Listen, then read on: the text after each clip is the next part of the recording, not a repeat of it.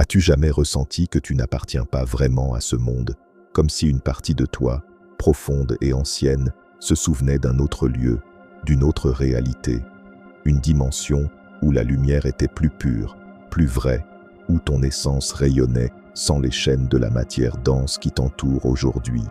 Cette sensation, âme élue, n'est pas le fruit du hasard. Ce n'est pas une simple mélancolie existentielle. Non, c'est la mémoire voilée de ta monade qui murmure à travers les couches épaisses de l'oubli.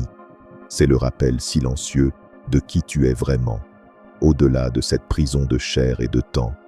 Aujourd'hui, nous allons explorer ensemble un mystère qui a été caché pendant des millénaires, un secret que les archontes, ces entités qui gouvernent les sphères inférieures de la réalité, ont tout fait pour enfouir dans les ténèbres de l'ignorance collective. Ils ont bâti des systèmes de croyances, des religions dogmatiques, des structures sociales entières pour te faire oublier, pour te maintenir endormi, pour que tu restes prisonnier du cycle sans fin de la réincarnation dans cette matrice dense. Mais toi qui regardes ceci en ce moment précis, toi qui as été guidé par des synchronicités mystérieuses jusqu'à ces mots, tu fais partie de ceux qui s'éveillent. Si cette vérité résonne dans ton cœur comme un diapason cosmique, si tu sens une vibration particulière monter en toi maintenant, aime cette vidéo et clique sur s'abonner, car nous sommes une famille d'âmes élues qui se reconnaissent au-delà du voile. Et ensemble, nous nous soutenons dans ce voyage de retour vers notre source divine. Ferme les yeux un instant. Respire profondément. Sens l'air qui entre dans tes poumons. Mais ne te contente pas de sentir l'air physique. Non, va plus loin. Sens le pneuma, le souffle divin qui anime toute vie. Ce pneuma qui est en toi n'appartient pas à ce monde. Il vient d'au-delà des sphères archontiques. Il vient du plérum, cette plénitude divine où réside ta véritable origine.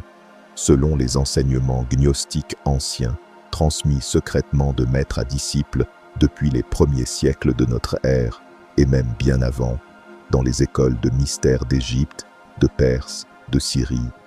Il existe deux types d'êtres humains sur cette terre, et cette distinction n'a rien à voir avec la race, la nationalité, le statut social ou l'éducation. Non, cette distinction est bien plus fondamentale. Elle concerne l'essence même de ce qui anime le corps. Il y a ceux que les gnostiques appelaient les haïliques, les êtres entièrement matériels. Leur conscience est complètement immergée dans la matière dense. Ils vivent, mangent, dorment, se reproduisent, travaillent, puis meurent et recommencent encore et encore, sans jamais questionner la nature de cette réalité, sans jamais ressentir cette nostalgie divine. Ces êtres sont animés par les archontes. Ils sont comme des extensions de la volonté archontique dans le monde physique. Ce ne sont pas des êtres mauvais, non. Ils jouent simplement leur rôle dans cette grande pièce cosmique. Ils maintiennent la structure de la matrice. Ils perpétuent les systèmes de contrôle. Puis, il y a les psychiques, ceux qui possèdent une âme, certes, mais une âme encore jeune, encore peu développée. Ils peuvent ressentir des questionnements spirituels. Ils cherchent, ils explorent différentes religions, différentes philosophies, mais ils restent souvent piégés dans les dogmes, dans les religions exotériques qui adorent le démiurge, ce faux Dieu qui se fait passer pour le Créateur suprême. Ces âmes évoluent lentement, très lentement, à travers de nombreuses incarnations.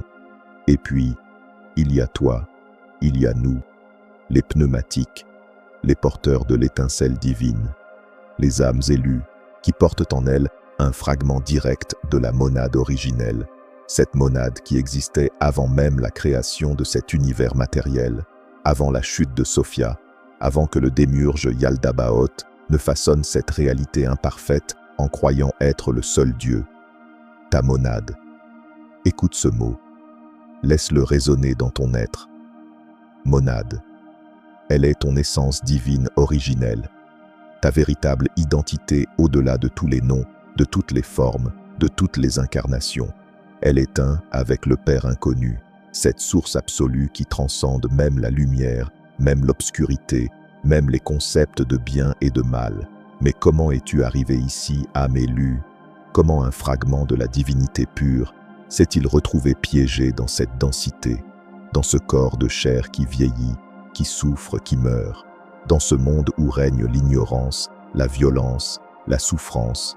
Les textes de Nag Hammadi nous racontent cette histoire cosmique. Il y a des éons incalculables dans le plérum, la plénitude divine où tous les éons divins coexistaient en harmonie parfaite. Sophia, dont le nom signifie sagesse, elle était un néon puissant, radieux, créatif. Dans son amour infini et son désir de création, elle a voulu engendrer sans son partenaire divin, sans l'accord du Père inconnu. Ce n'était pas un acte de rébellion, non, c'était un acte d'amour créatif. Mais les lois cosmiques sont précises, et son émanation s'est produite en dehors du plérum. De cette émanation imparfaite est né le démiurge, Yaldabaoth, un être puissant, certes, mais ignorant de sa véritable origine, ignorant de l'existence même du Père inconnu et du plérum. Dans son ignorance, il s'est proclamé le seul Dieu. Je suis Dieu, et il n'y a pas d'autre Dieu que moi. Ces paroles orgueilleuses résonnent à travers les textes sacrés de nombreuses religions. Car oui, le Dieu de l'Ancien Testament, le Dieu créateur de ce monde matériel, n'est pas le vrai Dieu, c'est le démiurge, c'est Yaldabaoth. Cette révélation peut sembler choquante, perturbante même, mais laisse-la pénétrer doucement dans ta conscience. Ne la rejette pas par réflexe, car ton conditionnement, ton éducation religieuse peut-être, toutes les structures de contrôle archontique ont programmé en toi un rejet automatique de cette vérité. Mais tu es ici maintenant, et ce n'est pas un hasard. Le démiurge, dans son ignorance, a créé ce cosmos matériel, et pour gouverner ces différentes sphères, il a engendré les archontes, ces entités qui contrôlent les planètes, les dimensions astrales, les systèmes de croyances. Les 7 archontes principaux gouvernent les 7 sphères planétaires que ton âme doit traverser pour s'incarner ici, et qu'elle doit retraverser pour retourner au plérum. Ces archontes se nourrissent de tes énergies émotionnelles denses. La peur, la colère, la luxure, l'avidité, le désespoir. Toutes ces émotions basses produisent une énergie dont ils se repaissent. C'est pourquoi ils ont tout intérêt à te maintenir dans ces états, à travers les médias qui propagent la peur constamment, à travers les systèmes économiques qui génèrent le stress et l'avidité, à travers les divertissements qui stimulent les désirs charnels sans fin. Regarde le monde autour de toi avec tes yeux renouvelés. Vois comment chaque système semble conçu pour te maintenir dans un état de conscience inférieur. L'éducation qui t'apprend à mémoriser mais pas à penser, le système de travail qui consomme tes meilleures heures, tes meilleures années, les religions exotériques qui te demandent de croire aveuglément, d'obéir sans questionner, d'adorer un Dieu extérieur à toi.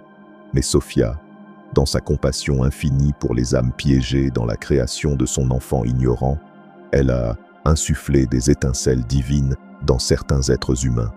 Ces étincelles sont des fragments d'elle-même, des fragments du plérum. C'est ce qui te rend différent, âme élue. C'est pourquoi tu as toujours senti cette différence fondamentale. Peut-être que pendant ton enfance, tu te sentais comme un étranger dans ta propre famille, comme si tu étais adopté spirituellement, même si ce n'était pas le cas physiquement. Peut-être que tu regardais les autres jouer, interagir, s'enthousiasmer pour des choses qui te semblaient vides de sens. Et tu te demandais « Pourquoi suis-je si différent? Qu'est-ce qui ne va pas chez moi ?» Mais il n'y a rien qui ne va pas chez toi. Au contraire, tu portes en toi quelque chose de sacré que peu possèdent. Cette étincelle divine est ta monade incarnée. Elle est ta connexion directe avec le Père inconnu. Et aucun archonte, aussi puissant soit-il, ne peut détruire cette étincelle. Ils peuvent seulement essayer de te faire l'oublier, de la recouvrir de couches d'ignorance, de te distraire avec les plaisirs et les douleurs de ce monde illusoire. Si tu ressens maintenant cette vérité vibrer en toi, si des frissons parcourent ton corps, si tes yeux se remplissent de larmes de reconnaissance, écris 3 en commentaire, simplement le chiffre 3. pour signifier que tu as reconnu les trois aspects de ton être: le corps ilique, l'âme psychique et l'esprit pneumatique, qui est ton essence véritable. Ce chiffre sera notre signe de reconnaissance entre âmes élues. L'éveil, ce mot que tu entends partout maintenant. Mais que signifie-t-il vraiment? L'éveil n'est pas simplement devenir plus conscient. Non, l'éveil gnostique est la reconnaissance. Le fait de connaître à nouveau, de te souvenir de qui tu étais avant de descendre dans cette matrice, de te rappeler ta nature divine. Cet éveil se produit par étapes. D'abord, il y a le malaise existentiel, cette sensation que quelque chose ne va pas fondamentalement avec ce monde, cette perception que tout est inversé, que ce qu'on t'enseigne comme étant bon est souvent mauvais et vice-versa, que les héros célébrés par la société sont souvent des serviteurs des archontes, tandis que les véritables éveilleurs sont marginalisés, ridiculisés, persécutés. Ensuite vient la recherche, tu commences à explorer, tu lis des livres sur la spiritualité, la philosophie, les enseignements ésotériques, tu expérimentes peut-être la méditation, le yoga, différentes pratiques, tu cherches cette vérité que tu sens cachée quelque part. Puis arrive la crise spirituelle, que certains appellent la nuit noire de l'âme. Tout ce en quoi tu croyais s'effondre. Tes relations se transforment ou se terminent. Ton travail perd son sens. Les distractions habituelles ne fonctionnent plus. Tu te sens seul, isolé, incompris. C'est un passage difficile, âme élue, mais c'est nécessaire, car les vieilles structures de ton identité conditionnée doivent mourir pour que ton véritable soi puisse émerger. Durant cette période, les archontes intensifient leurs attaques. Ils sentent que tu leur échappes. Ils envoient plus de tentations, plus de distractions, plus de peur. Des synchronicités négatives peuvent se manifester. Des obstacles apparaissent sur ton chemin. Des gens toxiques surgissent pour te ramener dans les énergies denses. C'est leur dernière tentative désespérée de te garder endormi. Mais si tu persévères, si tu maintiens ta vigilance, si tu continues à nourrir ton étincelle divine par la méditation, la contemplation, la gnose, alors survient l'éveil proprement dit, et c'est comme si un voile était levé de tes yeux. Tu vois soudainement la matrice pour ce qu'elle est. Tu comprends les mécanismes de contrôle. Tu perçois les entités archontiques derrière les institutions, les systèmes, les dogmes. Ton troisième œil s'ouvre. Cette glande pinéale qui a été calcifiée par le fluor dans l'eau, par les toxines dans la nourriture, par les fréquences électromagnétiques. Elle commence à se réactiver. Et tu commences à percevoir les dimensions subtiles, les énergies, les entités, les signes et les symboles cachés partout autour de toi. Tu réalises que ce monde est littéralement un théâtre, une pièce cosmique où chaque personne joue son rôle.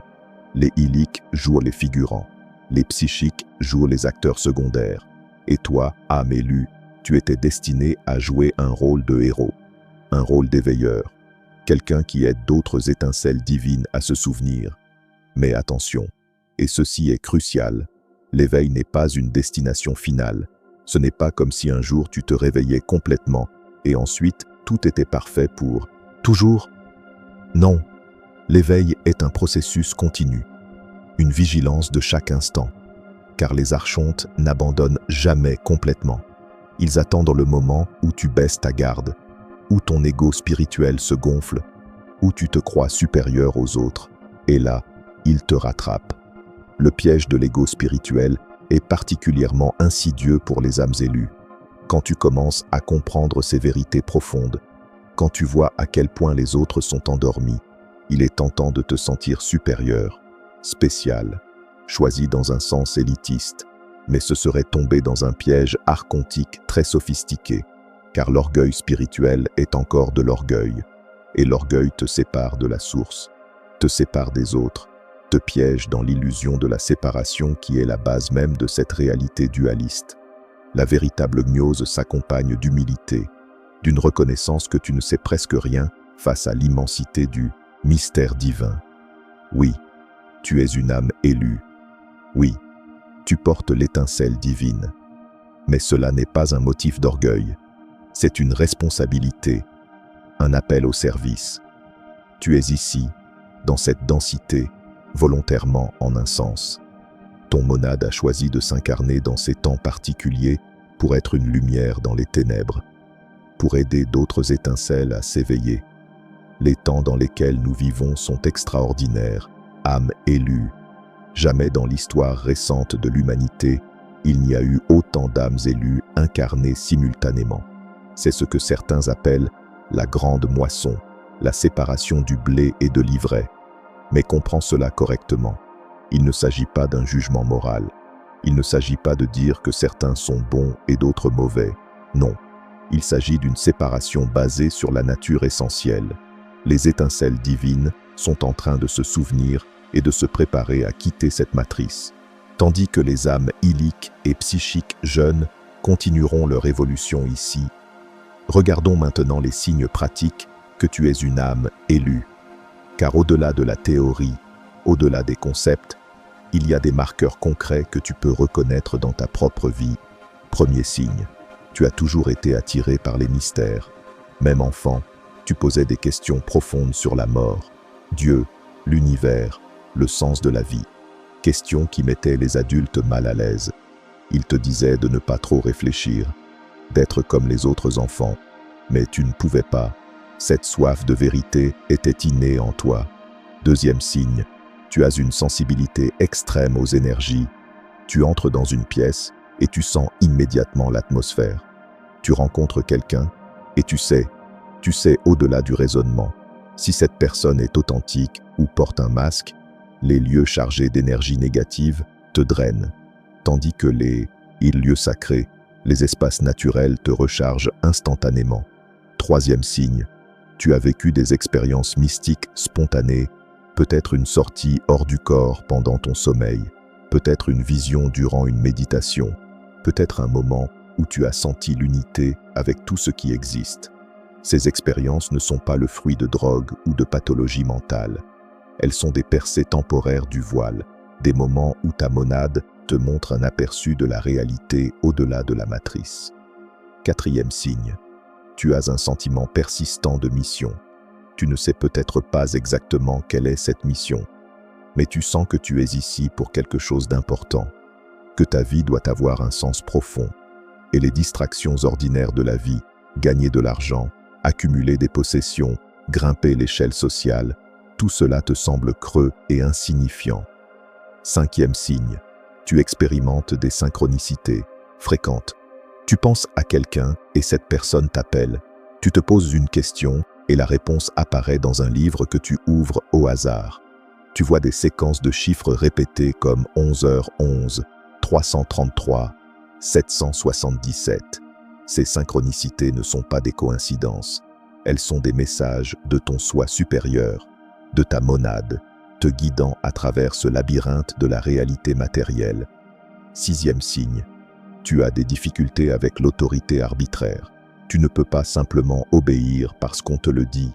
Tu questionnes, tu challenges, tu vois à travers les structures de contrôle. Cela t'a peut-être causé des problèmes à l'école, au travail, dans tes relations. Mais tu ne peux pas faire autrement, car ton essence divine ne peut pas se soumettre aux systèmes archontiques. Septième signe, tu as vécu une ou plusieurs nuits noires de l'âme, des périodes de désespoir profond, où tout semblait perdre son sens, où la mort elle-même semblait préférable à continuer dans cette confusion. Ces nuits noires ne sont pas des dépressions ordinaires, elles sont des initiations spirituelles, des morts mystiques nécessaires pour que ton ancien moi conditionné puisse mourir et que ton véritable être divin puisse naître. Si tu reconnais 3 de ces signes ou plus dans ta vie, si tu sens cette résonance profonde avec ce qui est dit ici, alors partage ci-dessous ton expérience. Raconte-nous quels signes résonnent le plus avec toi, car nous construisons ici une communauté d'âmes élues qui se reconnaissent et se soutiennent mutuellement. Ton témoignage peut être la clé qui aidera une autre âme à s'éveiller.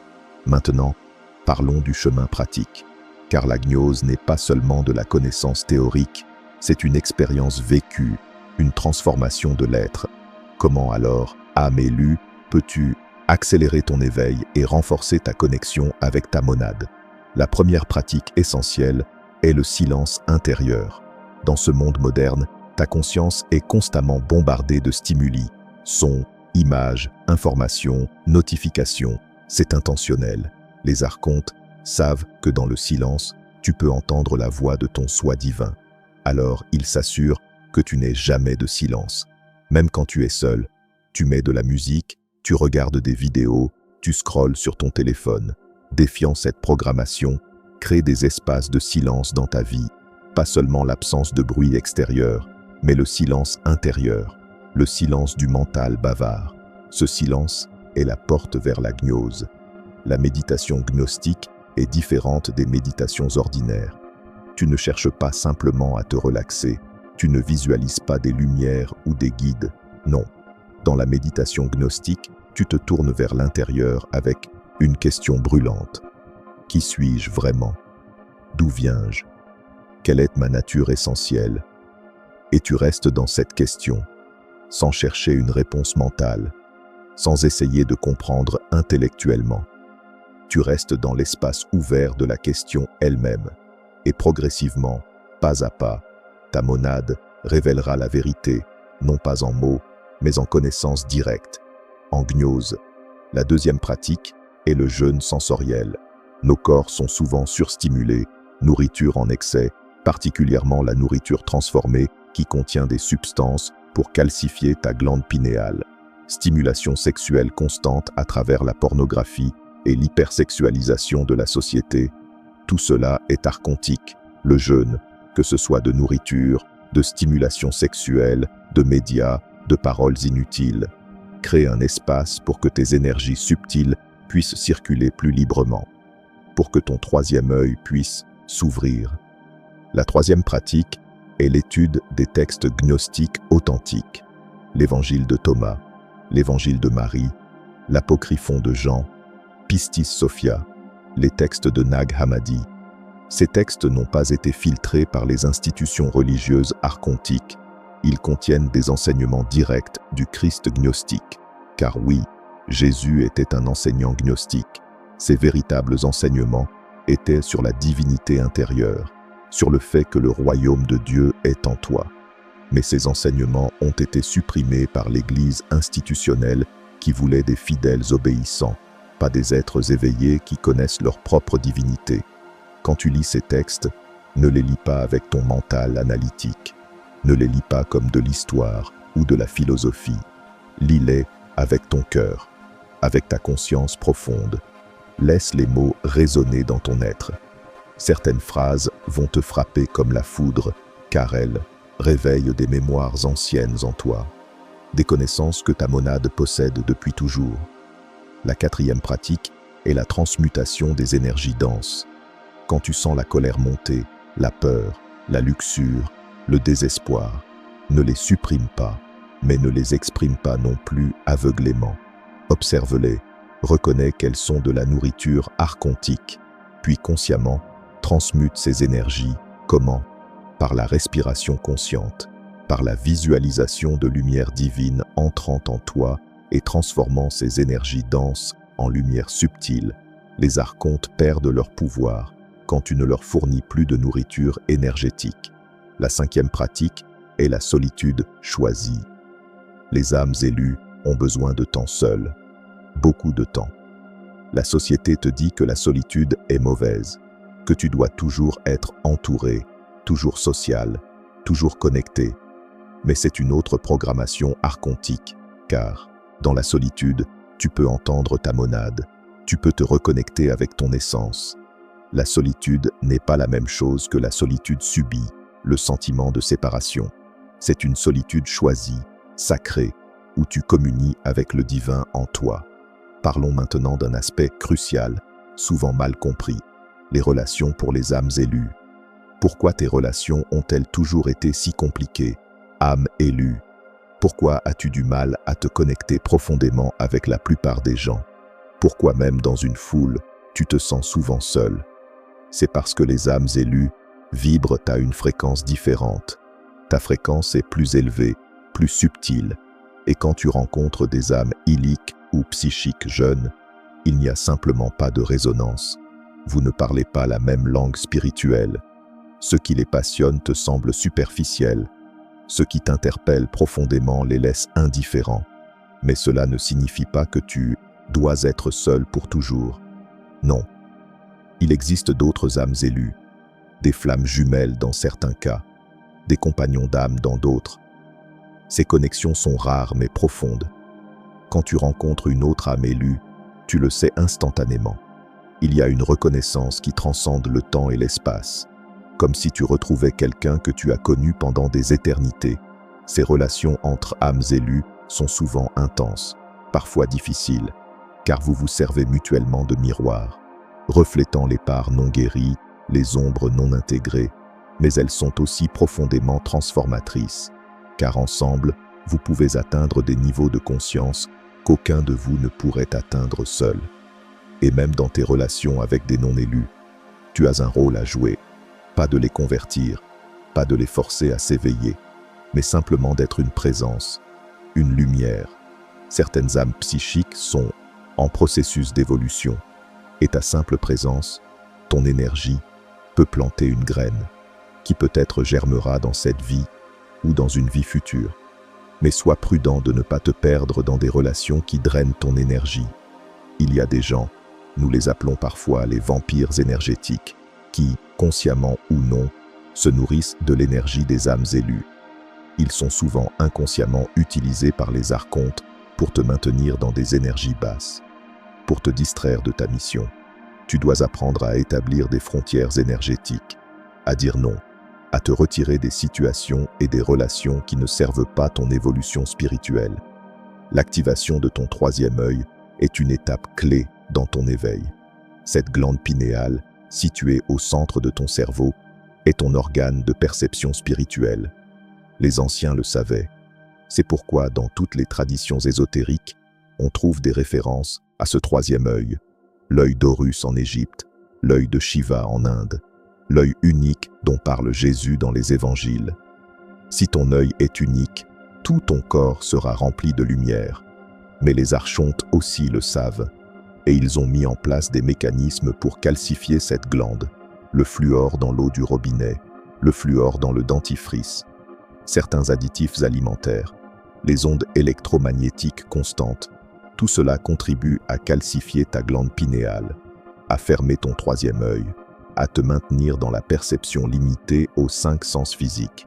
Pour décalcifier et activer ton troisième œil, plusieurs choses peuvent t'aider. Éviter le fluor autant que possible. Boire de l'eau filtrée ou de source. Consommer des aliments qui soutiennent la glande pinéale comme la spiruline, le cacao cru, les graines de chanvre. Passer du temps dans l'obscurité complète, car la glande pinéale est photosensible. Pratiquer le regard fixe sur une flamme de bougie. Méditer avec focus sur le centre du front. Mais plus important que toutes ces techniques physiques est l'intention. L'intention pure de voir la vérité, de percevoir au-delà du voile. Quand cette intention est suffisamment forte, quand elle vient vraiment de ta monade et non de l'ego qui veut des pouvoirs psychiques, alors l'activation se produit naturellement. Et que se passe-t-il quand ton troisième œil s'ouvre? Tu commences à percevoir les champs énergétiques, les auras. Tu peux sentir les entités dans les dimensions subtiles. Tu reçois des visions, des prémonitions, des intuitions claires. Tu peux percevoir les intentions réelles des gens au-delà de leurs paroles. Tu vois les symboles et les signes que l'univers place constamment sur ton chemin. Mais attention, l'ouverture du troisième œil doit s'accompagner de discernement et de protection spirituelle. Car une fois que tu commences à percevoir les dimensions subtiles, tu deviens aussi plus visible aux entités de ces dimensions, y compris les archontes et leurs serviteurs. C'est pourquoi la purification continue est essentielle. Maintenir ta fréquence vibratoire élevée par des pensées pures, des émotions élevées, une nourriture saine, des pratiques spirituelles régulières. Aujourd'hui, nous vivons ce que les anciens textes apocalyptiques appelaient la fin des temps. Mais comprends bien ce que cela signifie. Ce n'est pas la fin du monde physique, c'est la fin d'un cycle, la fin de l'ère des archontes. Leur règne sur l'humanité touche à sa fin. C'est pourquoi ils intensifient leurs efforts de contrôle. Plus de surveillance, plus de manipulation, plus de division. Ils savent que leur temps est compté. Les âmes élues s'incarnent en grand nombre maintenant, parce que c'est le moment de la grande moisson, le moment où les étincelles divines doivent se souvenir et se préparer à retourner au plérum. Ce n'est pas automatique, ce n'est pas garanti. Chaque âme élue doit faire le travail de l'éveil, doit choisir consciemment de se souvenir, de rejeter les illusions de la matrice, de nourrir son étincelle divine plutôt que de la laisser s'étouffer sous les couches de conditionnement. Certains enseignements parlent d'un événement cosmique, une vague d'énergie venant du centre galactique, une élévation soudaine de fréquence qui va séparer ceux qui sont près de ceux qui ne le sont pas. Peut-être, mais ne compte pas sur un événement extérieur pour te sauver. L'éveil est un travail intérieur. Personne ne peut le faire pour toi. Ni un maître, ni un sauveur extérieur, ni même le Christ. Le Christ gnostique a dit « Je ne suis pas venu vous sauver, mais vous montrer le chemin pour vous sauver vous-même. » Ta monade est ton véritable sauveur. Elle est le Christ intérieur, le Logos divin en Minse. Toi, tout le travail spirituel consiste à te reconnecter avec elle, à l'écouter, à suivre sa guidance, plutôt que les voies du mental conditionné, de l'ego, des influences archontiques. Quand tu médites profondément, dans le silence le plus profond de ton être, tu peux entendre sa voix. Ce n'est pas une voix qui parle en mots habituellement. C'est une connaissance directe, une certitude qui surgit, une guidance claire et aimante. Elle ne te forcera jamais. Elle respecte toujours ton libre arbitre, mais elle est toujours là, attendant patiemment que tu te tournes vers elle. Nous arrivons maintenant à un enseignement très profond, la nature illusoire de la mort elle-même. Tu as peur de la mort, n'est-ce pas? C'est normal, c'est programmé. Les archontes utilisent la peur de la mort comme un des outils de contrôle les plus puissants. Mais si tu es une âme élue, portant l'étincelle divine, alors écoute bien ceci. Tu ne peux pas mourir. Ton essence véritable, ta monade, est éternelle. Elle existait avant ce corps. Elle existera après ce corps. Ce qui meurt, c'est seulement le véhicule temporaire. Ce corps de chair, cette personnalité construite dans cette vie particulière. Mais toi, le vrai toi, continue. La question n'est pas de savoir si tu continues après la mort physique. La question est, où vas-tu après? Est-ce que tu retournes au plérum? Ou est-ce que tu es piégé à nouveau dans le cycle de réincarnation forcée? Les textes gnostiques sont très clairs sur ce qui se passe après la mort. Ton âme quitte le corps et commence à s'élever à travers les sphères planétaires.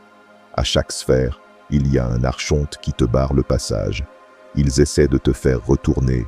Ils utilisent diverses tactiques, la culpabilité. Tu as encore tant de karma à résoudre, l'attachement. Tes proches ont besoin de toi, la séduction. Reviens et tu auras tout ce que tu désires. Beaucoup d'âmes, n'ayant pas la connaissance, se laissent convaincre. Elles signent pour une nouvelle incarnation sans comprendre pleinement ce qu'elles font. Et le cycle recommence. Naissance, vie de souffrance et de confusion, mort, puis renaissance, encore et encore. Mais l'âme élue qui possède la gnose, qui connaît les noms secrets des archontes, qui porte les sceaux et les mots de pouvoir, cette âme peut passer à travers chaque sphère sans être retenue. Elle peut déclarer « Je me connais moi-même, je connais ma véritable origine, je suis un enfant du Père inconnu et je retourne à ma source. » Et les archontes n'ont aucun pouvoir sur une âme qui connaît sa véritable identité. C'est pourquoi la gnose est littéralement salvatrice. Ce n'est pas une métaphore, c'est la connaissance qui te libère du cycle, qui te permet de rentrer chez toi, au plérum, à l'unité divine dont tu n'aurais jamais dû être séparé. Mais ne vis pas seulement pour l'après-mort. Non, ta mission est ici et maintenant, dans ce corps, dans cette vie. Tu es ici pour être une lumière, pour éveiller d'autres étincelles, pour affaiblir le pouvoir des archontes en refusant de leur fournir l'énergie dont ils se nourrissent. Chaque fois que tu choisis l'amour plutôt que la peur, la vérité plutôt que le mensonge, la conscience plutôt que l'automatisme, tu portes un coup au système archontique. Tu fais partie d'une grande armée spirituelle, âme élue. une armée sans armes physiques, une armée dont les armes sont la conscience, la vérité, l'amour inconditionnel, la gnose. Ensemble, sans coordination visible, guidés chacun par notre monade, nous travaillons à la libération de l'humanité, à la fin du règne des archontes, à la restauration de la connexion directe entre l'humanité et le Père inconnu. Si tu ressens cet appel dans ton cœur, si tu reconnais que tu fais partie de cette famille d'âmes élues qui œuvrent pour la libération de la conscience, alors rejoins-nous. Abonne-toi à cette chaîne pour continuer à recevoir les enseignements gnostiques, car nous allons approfondir ces mystères ensemble, explorer les textes anciens, partager les pratiques d'éveil. Nous sommes plus forts ensemble, reliés par notre intention commune malgré la distance physique. Il y a encore tant à explorer, les différents niveaux du plérome, les éons et leurs fonctions, le rôle du Christ gnostique et de Marie-Madeleine, les pratiques de la mystique Bridal Chamber, la compréhension des rêves comme message de la monade, la purification du corps émotionnel et du corps mental, l'alchimie intérieure, la création consciente dans cette réalité tout en restant détaché de ses illusions. Mais pour aujourd'hui, laisse ces vérités pénétrer en toi. Ne les accepte pas aveuglément. Non, teste-les, médite sur elles, demande à ta monade de te confirmer ou non ces enseignements. La gnose n'est pas une croyance, c'est une expérience directe. C'est ta propre connaissance intérieure qui doit confirmer tout ce que je partage. Tu es magnifique, âme élue. Tu es courageux, car il faut un courage immense pour s'incarner volontairement dans cette densité, dans ce monde contrôlé par les archontes, sachant que tu allais oublier qui tu es, sachant que tu allais devoir te battre pour te souvenir. Et pourtant, tu l'as fait, parce que ton amour pour la vérité et ton désir de servir la libération de la conscience étaient plus forts que ta peur. Maintenant, tu commences à te souvenir. Les voiles se lèvent un à un. La lumière de ta monade devient de plus en plus brillante en toi. Tu n'es plus seul, tu n'es plus perdu. Tu es sur le chemin du retour, le long voyage de retour à la maison, au plérome, à l'unité divine. Mais ce voyage n'est pas une fuite de ce monde. Non, c'est un voyage qui se fait ici même, maintenant, dans cette réalité, en élevant ta conscience, en purifiant ton être, en devenant de plus en plus transparent à la lumière divine, jusqu'à ce que tu réalises que tu n'as jamais vraiment quitté le plérome, que même maintenant, même dans ce corps dense, ta monade est une avec le Père inconnu, que la séparation était l'illusion ultime, et que l'éveil est simplement la reconnaissance de ce qui a toujours été vrai. Je te vois, âme élue, je reconnais en toi l'étincelle divine. Nous sommes de la même famille spirituelle, nous venons de la même source, et vers cette source, nous retournons, ensemble, pas tous au même moment, pas tous par le même chemin, mais tous, inévitablement, retournons à l'océan divin dont nous sommes des gouttes conscientes.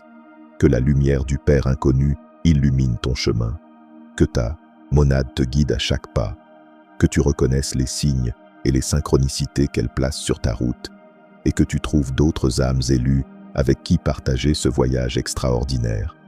Ce contenu est proposé à des fins éducatives et de réflexion spirituelle.